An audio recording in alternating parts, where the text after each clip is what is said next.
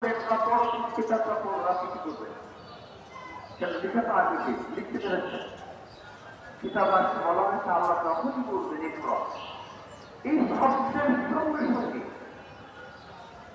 ওই ব্যক্তি শিক্ষিত হয়ে যাবে।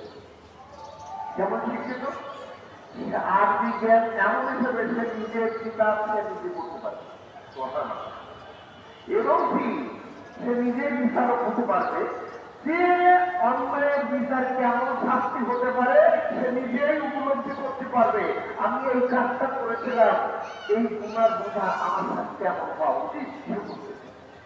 তাহলে আল্লাহ বিচারের আগে যখনই বলবেন একটু করো, আপনিও বলবেন আমিও বলবো।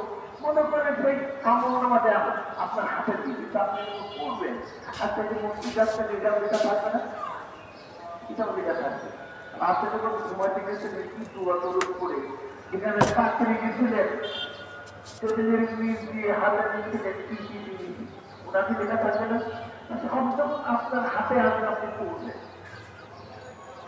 কেউ কেউ আফসোস করবে আল্লাহ এটা যদি হাতে না আসতে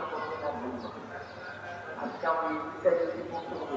কিন্তু কত অন্যায় করছে সব তো লেখা একটা তো মাফ করে নেয়।